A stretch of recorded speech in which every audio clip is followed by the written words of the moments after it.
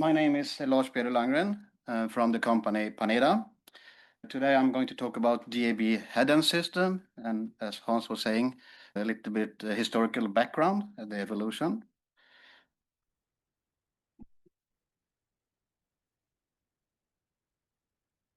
Just a few words about Paneda. We are active in 3 different business areas. In Norway, we are a network operator. We have built and we own a part of the DVB-T2 network.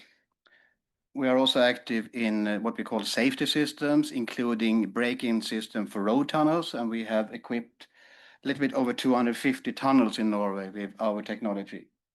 And of course, DAB head-end, and we have a little bit over 200 systems in operation worldwide. So I have been working with DAB since 1997, almost from the very beginning. And I have seen the evolution of the head-end system over the last years. And so I will have a kind of a historical look back. I was looking for a nice old installation picture. I couldn't find anything, but I found this one. It's one of the customers that put my business card in the rack where the multiplexers are. So it's the first one is from year 2000, 2010. I look the same, right? All right, more or less. 20 years ago, a DAB head-end system was pretty much hardware oriented with dedicated hardware functionality. So typically a rack, one full rack of system was including multiplexer, encoders, different systems for data inserters, management, changeover switches. One full rack was one multiplexer. And 2015, a little bit earlier, but 2015, virtualization was a big step, a great evolution. Then VMware, for example, was mature enough to be used for real-time critical systems like DAB. It was a great evolution based on the principle that you can install multiple head-end systems on the same server hardware using a hypervisor, for example, VMware. So you have the hardware server, you have the VMware or any other hypervisor, you create virtual machines where each machine is a complete system. That was great. That enables us to install multiple systems on the same hardware. We can reduce the costs, and it was efficient comparing to dedicated boxes. And another evolution was that we started to combine things, encoders, multiplexers, data inserter, management system into one single system. Evolution continued, and a couple of years ago, we have switched over from VMware, from hypervisor technology to Docker container-based systems. On a first glance, it looks very similar, but there is one big difference. We have the server, the hardware, we have one single operating system, and in the Docker word, it's called the orchestration layer, where you orchestrate the containers, where each container is a complete multiplexer system. And as you can see, we only have one operating system comparing to hypervisors where each VM is running their own operating system. So this provides 50% less overhead, 50% less power consumption because the load of the server is less. It also provides the higher IT security because you only have one operating system to maintain. And it's easier to maintain in general, to start new containers, new versions, for example, upgrade, downgrade, etc. And it's much more scalable. So this is what we are doing right now. In practice today, you can see the DAB system as a platform. We don't talk so much about encoder and PID inserters. It's a platform that you interact with. You provide audio, you provide metadata, you connect your monitoring system, and you are using the web interface or other APIs to interact with the system. So it's a platform, not complicated. And you connect, of course, your transmission network. Just to show you how easy it is. You take a server, you load the orchestration from a USB, which is a Linux-based operating system, Fedora Core, for example. You start up with this web interface where you define your networks. You create inputs and outputs and physical networks, VLAN tagging, and then you create multiplexers, and then you click play, and you're up and running. Of course, you need to define audio inputs and PID sources and all this DAB related. But basically, it's so easy today to get started with DAB. All right, a few words about redundancy. In a traditional redundancy, you have typically a system set up in 1+1, and you have some kind of switch. This was the traditional way to do it. The disadvantage here is that if you have an error in the main system, a service error, you will have a complete switch over, of course, to the redundant system. And the disadvantage here is that you also force all the other services that doesn't have that problem. You force everyone over to redundancy. This was the traditional way to do it.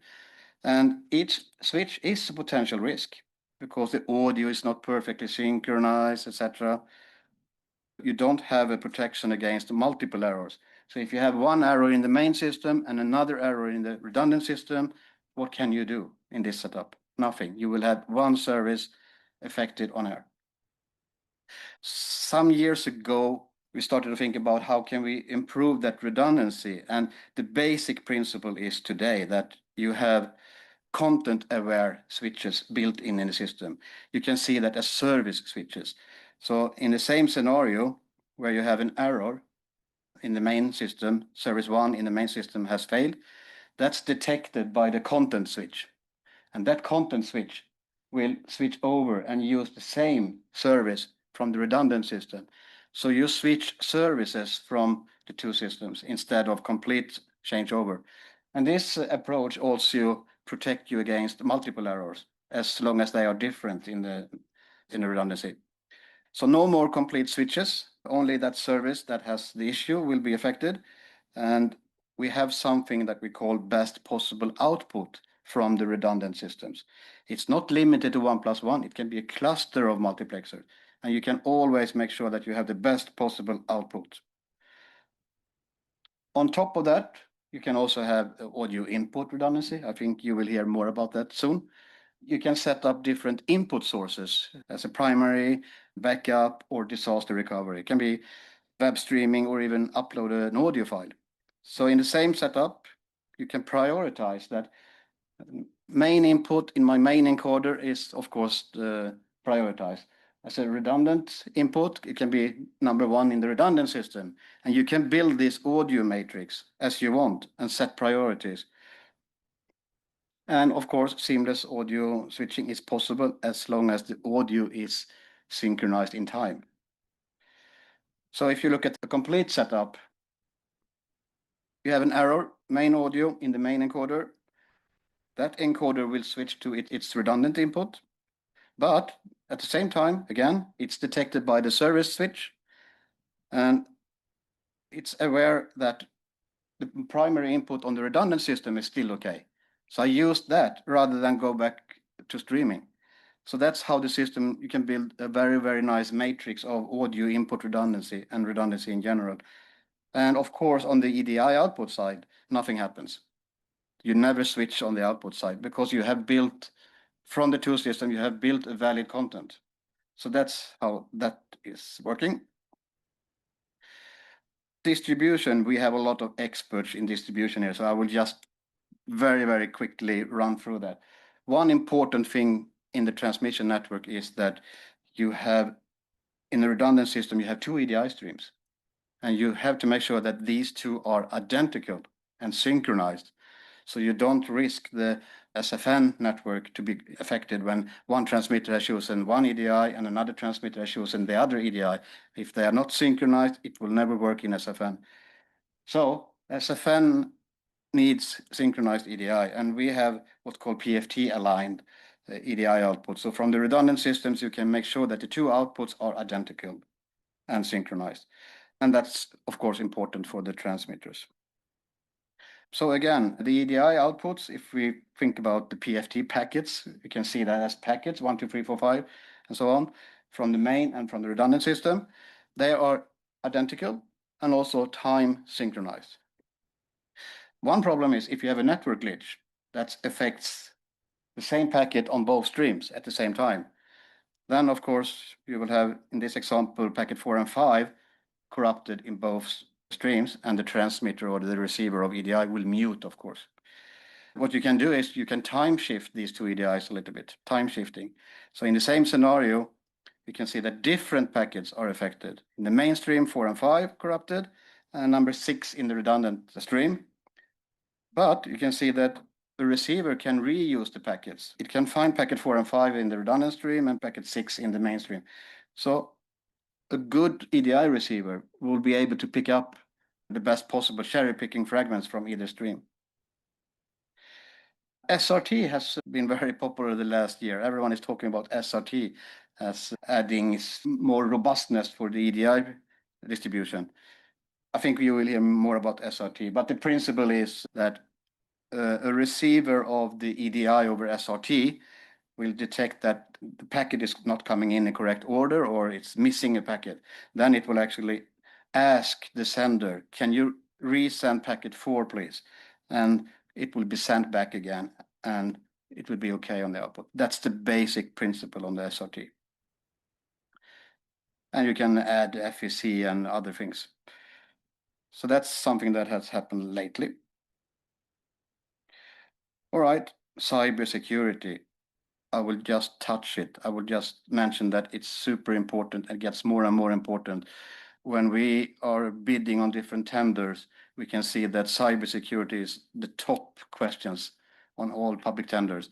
There are like 100 pages you have to describe how is your system working against the IT security standards, the cybersecurity standards. You know this, it's very complicated and it's really in focus. But we are quite happy because we are using a very minimalistic operating system, Linux Fedora CoreOS. We have full control of open ports. We only allow encrypted connections, HTTPS, TLS, two-factor authentication, and signed valid certificate. So we have done our part, we think, to protect the system. Metadata insertion is also something that has been improved the last years. When I started to work with DAB, it was a box PAD generator, PAD inserter with RS-232 cables, octopus cable, one per encoder, and sending metadata over RS-232. Now it's so easy. We have an API that you can connect directly to your playout system. Most playout system has an export feature and can provide the platform with real-time metadata. And thanks to well-written and open API standard, it's not a big deal anymore. The playout system have the information, pictures, text, and everything, and you can just provide it. What is this? Can someone guess? No. What you see is not what you hear. That's a common issue, especially for slideshows. So you on the dashboard, you see a picture of ABBA playing Waterloo, but you are listening to Madonna like a prayer. Mismatch of metadata, very common. You have probably seen that all the time. The problem is the long transfer time in DAB. The data capacity in DAB is limited, and a picture can be like 30 kilobyte or something, quite big for a 2 kilobit per second PAD channel. So the transfer time is the problem. And when a song starts, the broadcaster playout system sends the picture, it takes 30, 45, 50 seconds easily before it's displayed. So that's the problem. We are trying to establish something we call what you see is what you hear instead. And there is a workaround that in the same scenario, we have the picture. What if we cut the picture in two parts? We can remove the 10% of the picture, the two last bytes, for example, and we send that, pre-sending that before the song starts. And when the song starts, we send the last byte. And then you have a transfer time of 1 second. And you have synchronized the metadata. This is in operation in many of our systems. It's working perfectly. Receiver compatibility is very nice. The receiver will receive 90% of the picture and keep it in the holding buffer internally. And when the last byte comes in, picture is completed and displayed immediately. It's cool and it's working. Works on all receivers, as far as we know. All right. Virtual provider is also kind of a new feature where it makes it easy for you to share a multiplexer platform into capacity slots. Perfect for network operators that host the multiplexer platform, and you can sell capacity to different media houses. So you can give them capacity and log in, and they can operate independently from each other in the same platform. So it's a feature that makes it easier.